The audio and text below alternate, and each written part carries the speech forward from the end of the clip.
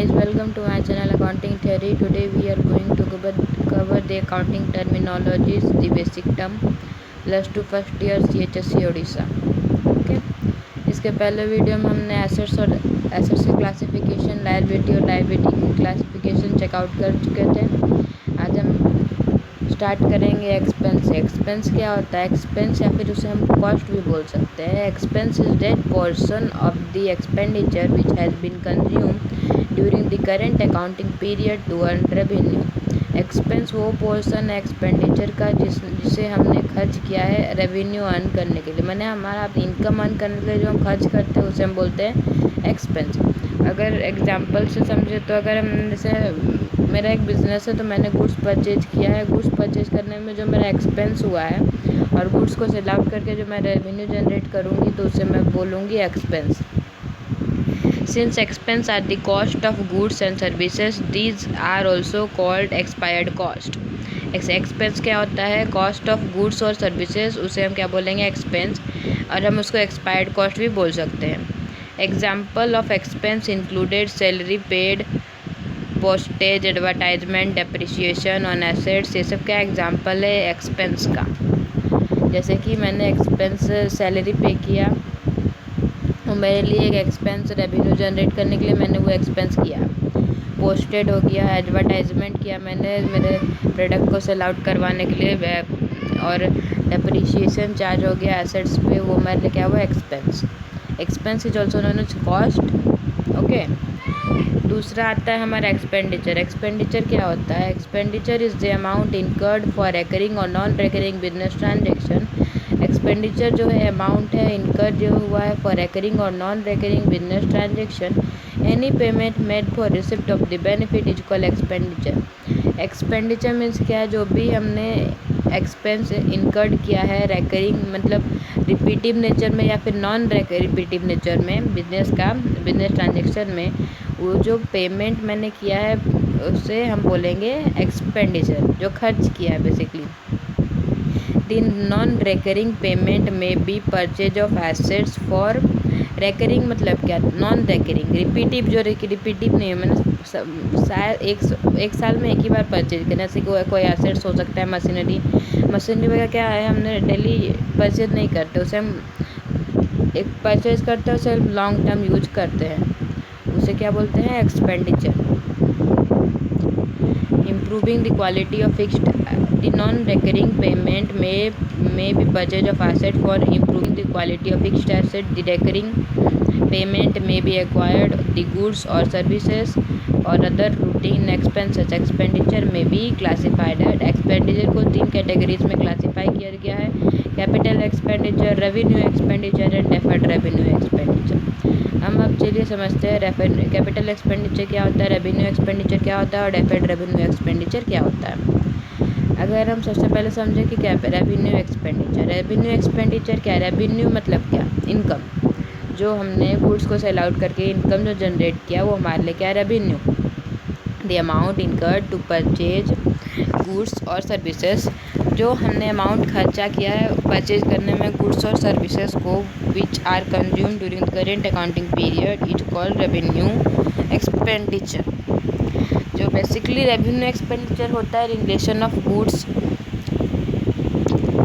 अगर हम परचेज कर रहे हैं, जैसे कि गुड्स भी हम परचेज कर रहे हैं वो करेंट अकाउंटिंग पीरियड में विद इन ईयर ही कंज्यूम हो जा रहा है, वो हमारे लिए क्या है? Revenue expenditure. The payment incurred for meeting day to day expenses. Day to day expenses जो कर रहे हो हमारे लिए क्या है? Revenue expenditure. जैसे डे टू डे में हम लोग सैलरी पे कर रहे हैं, रेंट पे कर रहे हैं, कैरेज, फाइट, एडवर्टाइजमेंट, जो भी हमारा सारा एक्सपेंस हो रहा है वो हमारे लिए क्या है? एक रेवेन्यू एक्सपेंस. जो भी हम रेवेन्यू मतलब हम इनकम जनरेट करने के लिए हम जो भी एक्सपेंस कर रहे हैं वो हमारे लिए क्या है? एक रेवेन्यू एक्सपेंडिचर है.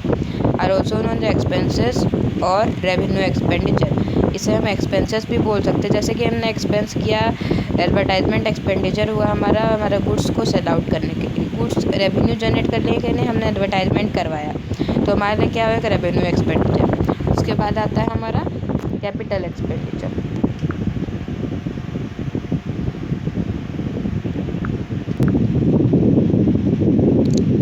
Capital expenditure, the payment made for purchase of asset from which the benefit will derive in future, is called capital expenditure. It is a non-recurring payment for the purchase of land and building, machinery, vehicle, computer, etc. of the business.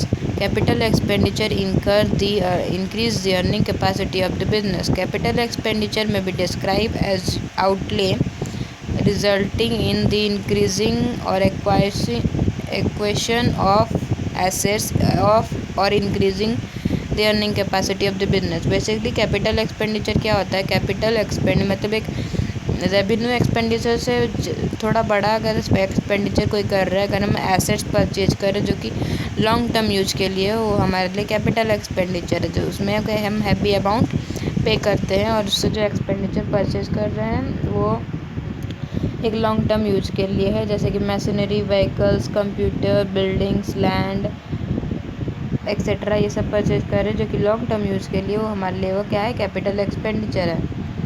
Capital expenditure जो होता है वो हमारा long term use के लिए जैसे होता है, मैंने आपको बताया ऐसे बेनिफिट, उसका जो बेनिफिट होता है हम लोग फ्यूचर तक डिराइव करता है। हमने अगर आज परचेज किया, फ्यूचर में भी उससे वो एक्सपेंडिचर से हमें बेनिफिट डिराइव होते रहेगा। उसके बाद आता है डेफर्ड रेवेन्यू एक्सपेंडिचर है heavy expenditure of revenue nature incurred having the effect of generating income over a number of year is classified as deferred revenue expenditure. एक हैवी एक्सपेंडिचर, एक बड़ा अमाउंट का एक्सपेंडिचर करते हैं और जिसका इफेक्ट हमें इफेक्ट मतलब कि उससे इनकम हम फ्यूचर में भी डिराइव कर सकते हैं, उसे क्या बोलेंगे? Deferred revenue expenditure. For example अगर हमें हैवी एडवर्टाइजमेंट एक्सपेंडिचर कराते हैं, कॉस्ट उसका हो रहा है 10 लाख रुपीज़, तो उसे हम 5 ईयर्स के इंस्टॉलमेंट में पे कर देते हैं, क्योंकि वो एक ही साल अगर हम एडवर्टाइजमेंट एक बनवा रहे हो वो एक साल के लिए नहीं होता है, कम से कम वो 5 to 10 ईयर्स के लिए होता है। तो उससे अगर हम जो हमारा 10 लाख रुपीज़ उसको हम 5 ईयर में अगर डिवाइड कर देंगे तो एक ईयर में हमारा 2 लाख का एडवर्टाइजमेंट कॉस्ट आ रहा है, तो year two year right of होते जाएगा, इसलिए हम उसे बोलते हैं डेफर्ड रेवेन्यू एक्सपेंडिचर। उसका जो एक्सपेंडिचर है हमें फ्यूचर में भी उससे इनकम डिराइव हो रहा है, इसलिए हम क्या बोलेंगे उसे? Deferred revenue expenditure. The expenditure is temporarily capitalised and spared equal over a number of year. जैसे कि मैंने बताया इक्वल नंबर ऑफ ईयर्स में डिवाइड कर दिया जाता है, कि equal amount the numbers of year में डिवाइड कर दिया जाता है, from with benefit is anti capitalised. For instance, a heavy expenditure on advertisement may be incurred at the time of launching a new product। एक new product launch करने के लिए हमें वो एडवर्टाइजमेंट का खर्चा देना पड़ता है। In the market for the boosting up sale को बूस्ट करने के लिए हमने एडवर्टाइजमेंट करवाया है। Such expenditure may be deferred for next 4 to 5 year. जिसका एक्सपेंडिचर हमें 4 to 5 ईयर तक डिराइव होगा, इसलिए हम उसे बोलते हैं deferred revenue expenditure. Deferred revenue expenditure are those non-recurring expenses which are expected to be financial nature, distributions or to several accounting periods of maintenance total length। उसके बाद आता है लॉस। लॉस क्या होता है? लॉस जैसे कि हमारा नुकसान जो हो जाता है, यूजुअली बिजनेस में प्रॉफिट और लॉस होते रहता है, तो जो लॉस होता है, लॉस का मतलब होता है नुकसान। Loss is unwanted burden on the business. Loss क्या है? एक unwanted burden on the business. Business पे एक बर्डन है जो बिजनेस नहीं चाहता है, बट सर्टेनली होता है, वो लॉस होता है, which does not generate any revenue for the business. Business के लिए जो कि एक प्रॉफिटेबल एक्टिविटी नहीं है। It may be classified as normal loss and abnormal loss. Loss को 2 टाइप में क्लासीफाई किया गया है। नॉर्मल लॉस एक होता है अब लॉस। नॉर्मल लॉस जो कि नॉर्मल केस ऑफ बिजनेस में होते रहते हैं, जैसे कि लीकेज हो गया, सिंकेज हो गया, इवापोरेशन हो गया, वेट लॉस हो गया, एक्सेट्रा। ये सब क्या है? Examples of normal loss. But जो अब नॉर्मल लॉस होता है, जैसे कि कोई मिसहैपनिंग, फायर, फ्लड, अर्थक्वेक, ये सब स्टॉर्म, ये सब की वजह से जो हमारा लॉस हो रहा है वो हमारे लिए क्या है? एक अब नॉर्मल लॉस है। अब नॉर्मल रीजन्स की वजह से हो रहा है। The excess of expense over revenue is termed as loss. जो हमारा एक्सपेंस जितना हो रहा है उस पर रेवेन्यू हमारा कम आ रहा है, तो हम जैसे कि 25,000 एक्सपेंस करवाया, वहाँ पे मेरा रेवेन्यू आया 20,000 और मेरा 5,000 क्या हो रहा है? लॉस जा रहा है। मैंने 25,000 खर्चा किया और मेरा इनकम उससे 20,000 जनरेट हो पा रहा है, तो हमारे लिए वो लॉस है। लॉस में डिक्रीज अगर हमारा जो क्या है, जैसे कि मैंने इसके आगे भी वीडियो में बताया था, हमारा प्रॉफिट होता है तो हमारा कैपिटल इंक्रीज होता है, और अगर लॉस हो रहा है तो कैपिटल डिक्रीज होते जाता है। लॉस में भी डिक्रीज ऑन ओनर्स इक्विटी। उसके बाद आया प्रॉफिट। प्रॉफिट क्या होता है? Profit is excess of total revenue over total expense of an accounting period is termed as profit. Profit always increase owner equity. जो एक्सेस हम रेवेन्यू अर्न कर रहे हैं